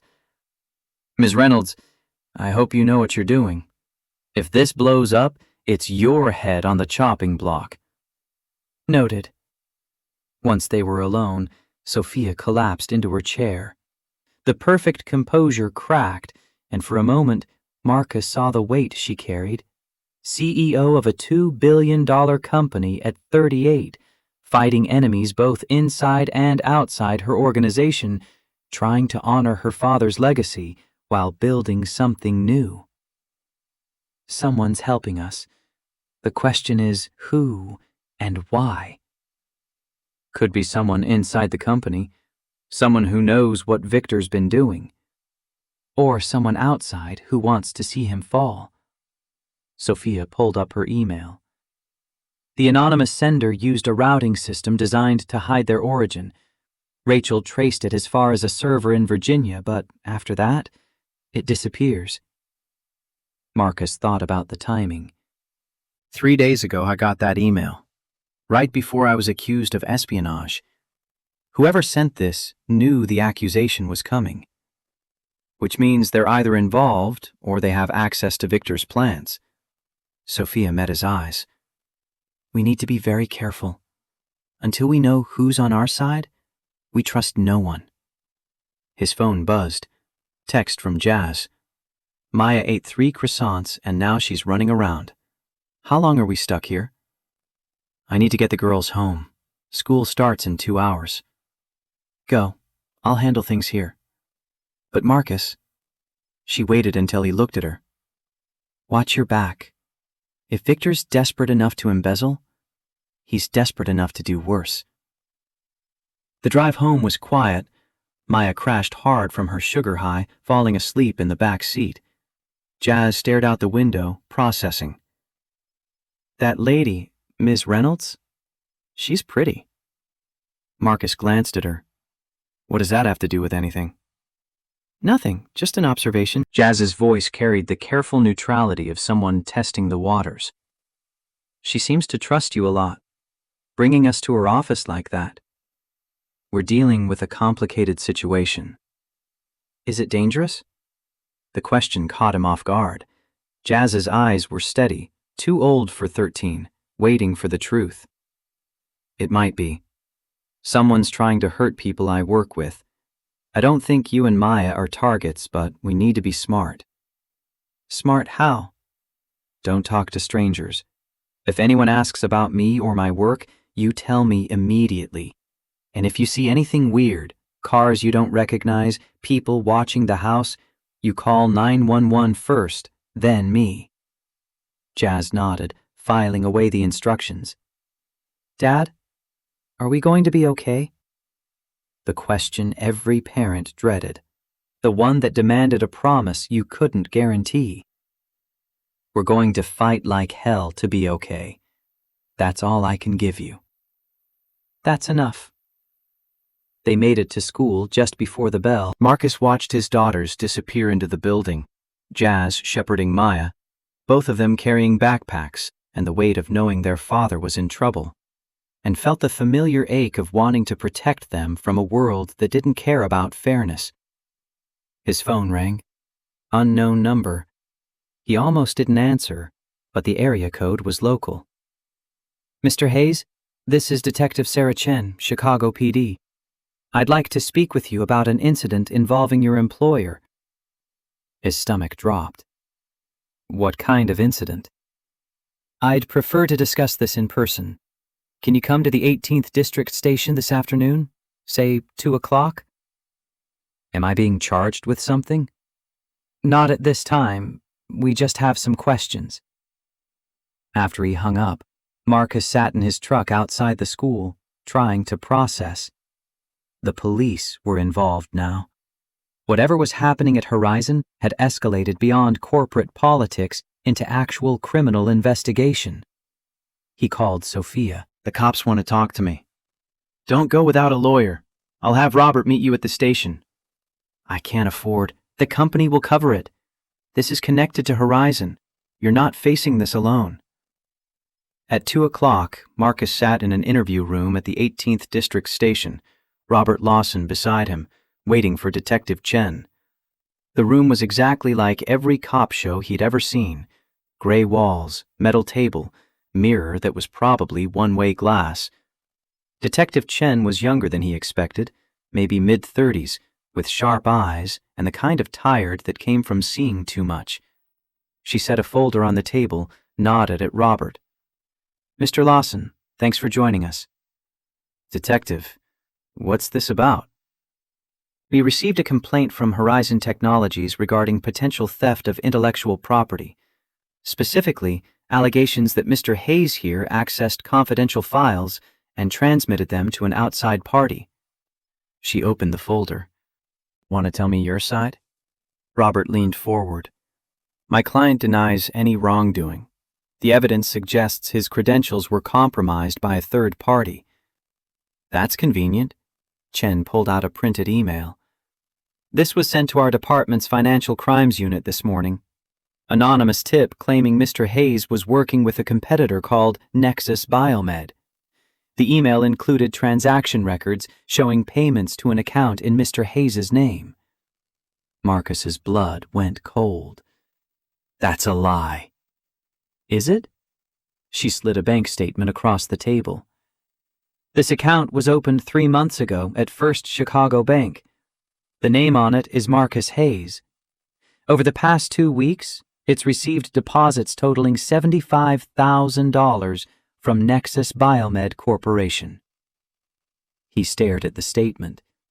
The account number, the transactions, even the address listed. His address on South Hermitage. Everything looked legitimate except for one crucial fact. He'd never opened this account. Someone's framing me. That's what everyone says. Chen leaned back. Here's my problem, Mr. Hayes. You're a mechanic who suddenly gets hired as a director at a major tech company. Within 2 weeks, proprietary data gets stolen from your account. An offshore account in your name starts receiving payments from a competitor. From where I'm sitting, that looks like industrial espionage. Robert's voice was sharp. Do you have any evidence linking my client to the creation of this account? We're working on it, but the timing is suspicious. Suspicion isn't evidence. Unless you're charging Mr. Hayes, we're done here. Chen studied Marcus. I'm not charging you yet, but I will be investigating. Don't leave town, Mr. Hayes. And if you're smart, you'll cooperate with us rather than your employer. Outside the station, Marcus leaned against his truck, hands shaking. Robert stood nearby, already on his phone. This is bad. Whoever's setting you up isn't messing around. They've created a paper trail that points directly at you. Can you prove the account's fake? We can try, but banks don't just hand over records without court orders, and court orders take time. Robert ended his call. In the meantime, you need to lay low. Don't do anything that could be interpreted as suspicious. Like what? Breathing? Like having contact with anyone from Nexus. Like accessing files you shouldn't. Like... He paused. You have kids, right? 2 daughters. Then think about them. Because if this goes sideways, you could be looking at federal charges. Wire fraud, theft of trade secrets, conspiracy. That's 20 years minimum. The number hit Marcus like a fist. 20 years. Jazz would be 33. Maya would be 29. He'd miss everything. Graduations, weddings, grandchildren. His daughters would grow up visiting their father in prison. I didn't do this. I believe you. But belief doesn't win court cases. Evidence does. And right now, the evidence says you're guilty. That night, Marcus sat his daughters down and told them a version of the truth. Someone was trying to make it look like he'd done something wrong at work. The police were investigating. Things might get complicated. Maya cried. Jazz went silent, her face closing off the way it did when she was processing trauma. Marcus held them both, feeling the weight of his failures crushing down, failing to keep them safe, failing to provide stability, failing to be the father they deserved. Later, after they were in bed, his phone rang. Sophia. I heard about the police. I'm sorry. Not your fault. It is, actually. I brought you into this. I should have known Victor would go this far. Her voice carried guilt. There's something else. We got the forensic accounting results. The transfers in that anonymous email? They're real. Victor's been embezzling for at least 2 years. So he's going down. Eventually. But he's lawyered up, claiming the accounts were for legitimate consulting work. It'll take months to unravel. A pause. In the meantime, he's pointing fingers at you, telling anyone who'll listen that you're the real criminal, that you set him up to cover your own espionage. And people believe him? Some do. He's been at Horizon for 20 years. You've been here 2 weeks. Who do you think the board is more inclined to trust? Marcus closed his eyes. I should resign. Make this easier for everyone. If you resign, Victor wins. The Lifestream project stalls. Everything we've worked for disappears. And if I stay, I drag you down with me. Then we both go down fighting. Fire in her voice now. Marcus, I didn't hire you because I needed a yes man. I hired you because you're brilliant and honest and you give a damn about doing the right thing. Those qualities are exactly why Victor's threatened by you. He's threatened because I'm a convenient target. No, he's threatened because you represent everything he's not. You built yourself up from nothing. You take care of your family. You do good work not because it's profitable, but because it matters. Her voice softened. My father used to say that the measure of a person isn't what they do when it's easy. It's what they do when every choice is hard and every path is painful. The words settled into Marcus's chest, finding the hollow place where doubt had been growing. He thought about Sarah, about the promises he'd made at her bedside, to keep going, to raise their daughters right, to never let the world's cruelty turn him into something less than he was. Okay, I'll stay. But if this gets worse, if they come after my girls, I'm out. No job is worth their safety. Agreed. And Marcus, thank you for not giving up. After she hung up, Marcus sat in the dark living room, Sarah's picture on the mantel, watching him. Sometimes the hardest thing in the world was believing you deserved to fight back. The next morning brought news that shattered what was left of Marcus's equilibrium. Rachel called at 6 a.m., her voice shaking. Someone broke into my apartment last night, tore the place apart. They took my laptop, my work tablet, all my backup drives. Did you call the police? Yes, they came, took a report, said it was probably a burglary. But Marcus, they only took the electronics, left my jewelry, my TV, everything else. Her breathing was ragged. This wasn't random. Someone wanted my research. Where are you now? At a hotel. I'm scared. Whoever did this, they know where I live. They know I've been helping you. Marcus felt the trap closing tighter. First him, now Rachel. Victor, or whoever was really behind this, was eliminating anyone who could prove Marcus's innocence. Pack a bag. I'm coming to get you. Marcus, you can't. You helped me when nobody else would. I'm not leaving you alone. He woke the girls, explained they were skipping school today, loaded them into the truck. Jazz asked questions he couldn't answer. Maya sensed the fear and went quiet, clutching her rabbit. At the hotel on North Avenue, Rachel was waiting in the lobby, a duffel bag at her feet, dark circles under her eyes. This is insane. We should go to the police. The police think I'm a criminal. They won't help. Marcus loaded her bag into the truck. We need to figure out who's really behind this. It's Victor. It has to be. Victor's smart, but is he smart enough to hack accounts, create fake bank records, break into apartments? Or is he working with someone? They drove to Marcus's house. It wasn't much, small, old, in a neighborhood that was rough around the edges, but it was home. Rachel sat at the kitchen table while Marcus made coffee, Jazz keeping Maya occupied in the living room with cartoons. Okay, let's think this through. Rachel pulled out her phone, the only device the burglars hadn't taken. Victor's embezzling, that's established. But the espionage accusations against you, the fake bank account, breaking into my apartment, that requires technical expertise and resources Victor doesn't have. So he hired someone. Or he's working with Nexus Biomed. Rachel pulled up a website. Nexus is a medical device company. They've been trying to develop a portable dialysis machine for years, but their designs keep failing FDA approval. If they could get our LifeStream specs, they'd save millions in R&D. And Victor gets paid to deliver those specs. Exactly.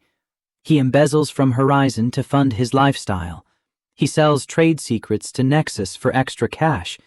And when you showed up and threatened to make the LifeStream successful, you became a problem.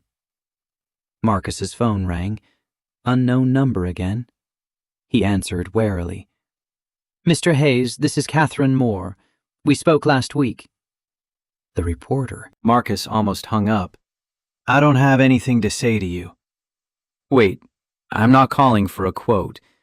I'm calling because I have information you need. Her voice was urgent. I've been investigating Nexus Biomed for 6 months. They have a history of acquiring technology through questionable means. Corporate espionage, bribery, intimidation, and I have documents linking Victor Blackwood to their CEO. Why are you telling me this? Because I don't like seeing innocent people get destroyed. And because if I can prove Nexus is behind this, it's the story of the year. A pause. Meet me. Let me show you what I have. If it helps clear your name, great. If not, at least you'll know what you're up against. Every instinct screamed trap. But what choice did he have? Where and when? Navy Pier, noon. Food court by the Ferris wheel. Come alone, or I walk. After he hung up, Rachel was staring at him. Please tell me you're not actually going to meet a reporter at Navy Pier based on a phone call. You have a better idea? Yes. We take what we know to Sophia and let her lawyers handle it. Sophia's lawyers think I'm guilty. The police think I'm guilty. The board thinks I'm guilty. Marcus stood. I need proof I'm not. If this reporter has it, I'm taking the risk. Jazz appeared in the kitchen doorway. Dad, Maya's asking if we can go to the aquarium today. Not today, baby girl. She doesn't understand why we're not in school. Jazz's voice was tight. Neither do I, really. You keep saying everything's fine, but we're hiding in the house with your coworker who looks terrified. He'd underestimated how much she'd picked up. 13, but already carrying adult awareness of when things were wrong. Someone's trying to hurt me professionally. I'm working on fixing it. In the meantime, I need you both safe. Safe from what? The question he couldn't answer honestly. Safe from whoever broke into Rachel's apartment. Safe from corporate criminals who saw his daughters as leverage. Safe from a system that presumed guilt and demanded proof of innocence. Just safe. Can you trust me on that? Jazz studied his face, then nodded. But Dad, whatever you're about to do, don't be stupid. At 11:30, Marcus left Rachel with the girls. She had a concealed carry permit and a small pistol she kept in her purse, which was both reassuring and terrifying, and drove to Navy Pier. The tourist destination was sparsely populated on a cold November weekday. A few school groups, some retirees, families with small children bundled against the wind off Lake Michigan. He found the food court, bought a coffee he didn't drink, and waited. Noon came and went. 12:15. 12:30. Marcus started to think he'd been played. Then Catherine Moore appeared. 30s, red hair, dressed like every other tourist in jeans and a North Face jacket. She sat across from him without preamble. You came. Good. That shows either courage or desperation. Little of both. She pulled a flash drive from her pocket, set it on the table. This contains emails between Victor Blackwood and Richard Vance, CEO of Nexus Biomed. They've been in contact for 8 months. The emails discuss payment for consulting services, but the timing matches exactly with the data breaches at Horizon. Where did you get these? I have a source inside Nexus. Someone who's tired of working for criminals. She slid the flash drive toward him. There's also evidence of the fake bank account. Nexus set it up, made the deposits in your name, then tipped off the police. They wanted you arrested, removed from the Livestream project. Why would Nexus care about me specifically? Because your filtration design works. The simple, elegant solution that makes the Livestream viable. Nexus spent 5 years and $20 million trying to solve the same problem and failed. When word got out that some mechanic from the South Side cracked it in a week, they panicked. Marcus picked up the flash drive. Why give this to me instead of publishing it? I will publish it, but I need you to testify, to go on record about what happened. A reporter's investigation only goes so far. A victim's testimony? That's a story people remember. And if I refuse? Catherine's eyes were steady. Then Nexus wins. Victor walks away rich. And you spend the next decade fighting charges you can't beat. She stood to leave, then paused. One more thing. The anonymous email you received? The one with Victor's financial records? That was me. I couldn't let you twist in the wind without ammunition. But I need you to fight, Mr. Hayes. Because if you don't, people like Victor and Nexus keep winning. And the Lifestream, that technology that could actually save lives, dies in a boardroom. After she left, Marcus sat with a flash drive in his hand, weighing options. He could take this to Sophia, let her lawyers build a case. He could take it to the police, hope they'd listen. Or he could do nothing, let the system grind him down, and pray his daughters would understand why their father gave up. His phone buzzed. Text from Jazz. Maya's asking when you'll be home. I told her soon. Please let that be true. He stood, pocketed the flash drive, and headed for the exit. On the way out, he passed a mother with a young daughter, maybe Maya's age, both of them laughing at something on the girl's phone. The kind of normal moment his daughters deserved and weren't getting because their father had dared to reach for something better. The drive back to the south side took forever. Traffic on Lakeshore Drive was its usual nightmare. Marcus's mind churned through scenarios, none of them good. If he used Catherine's evidence, he'd be going to war with Nexus and Victor both. If he didn't, he'd lose everything anyway. Back home, Rachel met him at the door. We have a problem. Someone called the house phone, asked for you by name. When I said you weren't available, they hung up. Could be anyone. Caller ID said Nexus Corporation. The walls were closing in. Marcus checked on the girls, both in Maya's room, playing some elaborate game involving stuffed animals and a cardboard castle, then sat with Rachel in the kitchen. They know where I live. They're making sure I know they know. We need to call Sophia, get security involved. But before Marcus could dial, his phone rang. Sophia's name on the screen. Marcus, where are you? Home. Why? The police just served a warrant. They're searching your workspace at Horizon. They have evidence, real or fabricated, I don't know, linking you to the data breach. Her voice was tight. You need to get ahead of this. Whatever proof you have of your innocence, you need to produce it now. He told her about the flash drive, about Catherine Moore's information. Sophia went quiet. That's either our salvation or another trap. Send me the files.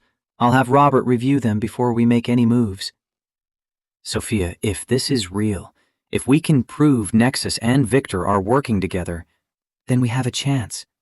But Marcus, you need to understand. Even if we prove you're innocent, the damage is done. The board sees you as a liability. Your continued employment here is... I know. I'm radioactive. Bitterness crept into his voice. The mechanic who thought he could play with the big boys.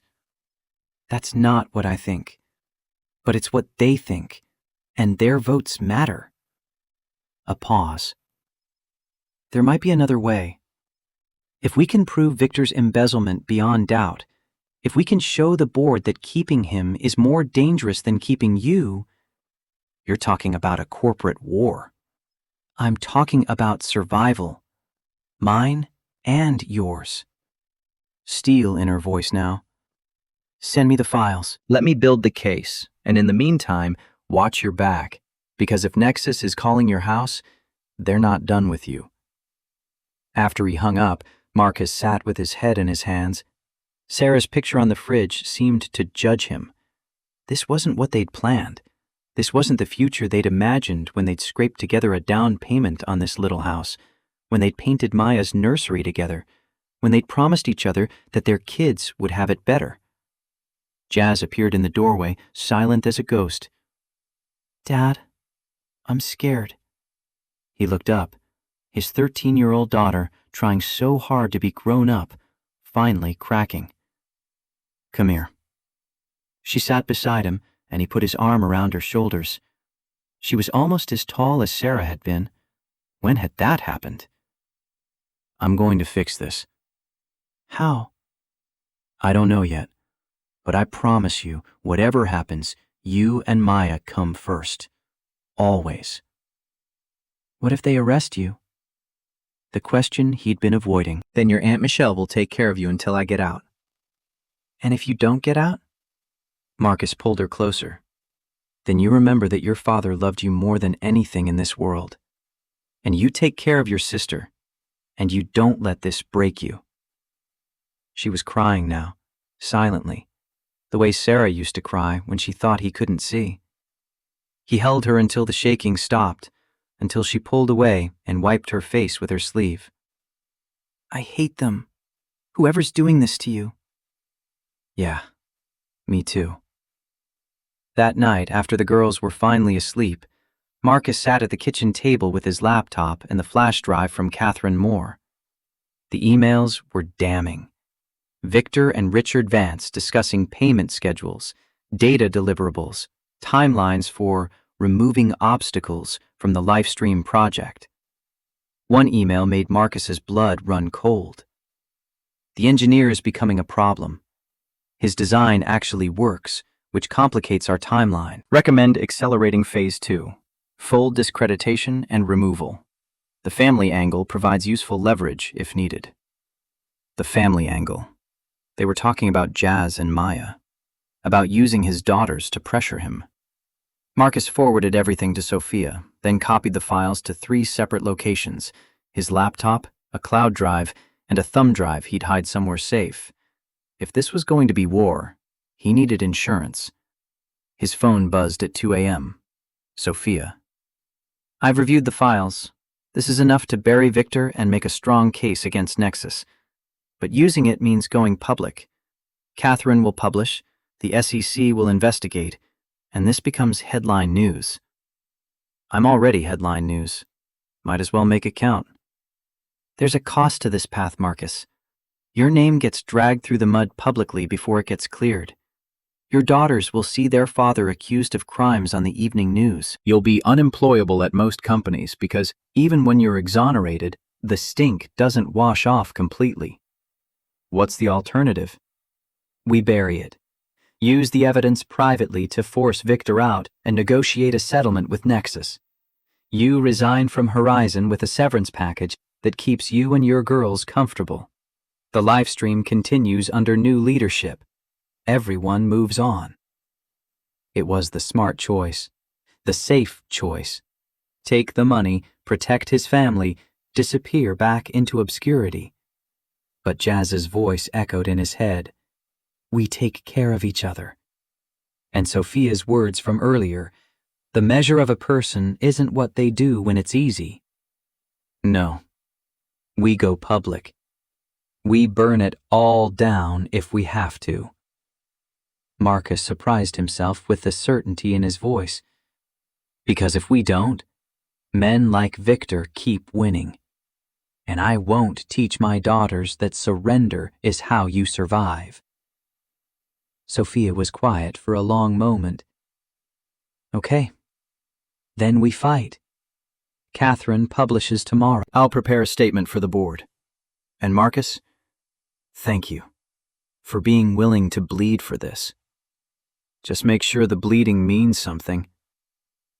After he hung up, Marcus walked through his small house, checking locks, looking out windows for cars that shouldn't be there.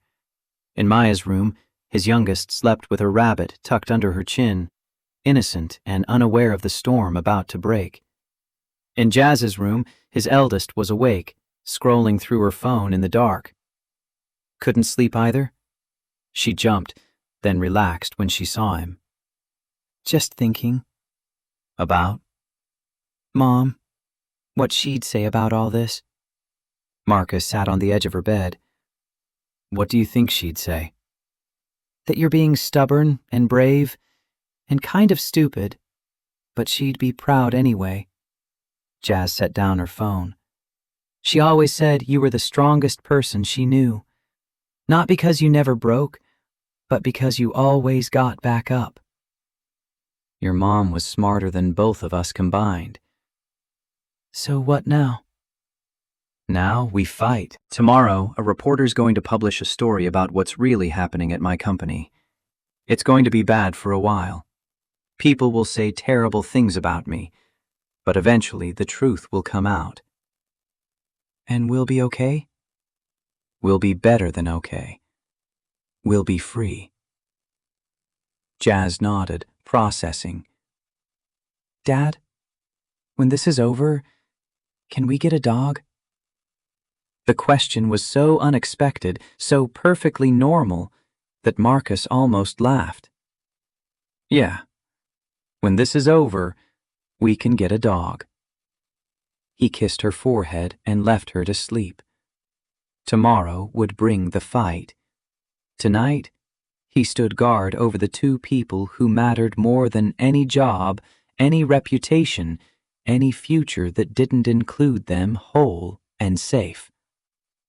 Outside, a car drove slowly past the house. Dark sedan, tinted windows, slowing at his driveway before continuing down the block. Marcus watched it disappear, then double-checked every lock. The war was coming. But for now, his daughters slept. And that was victory enough.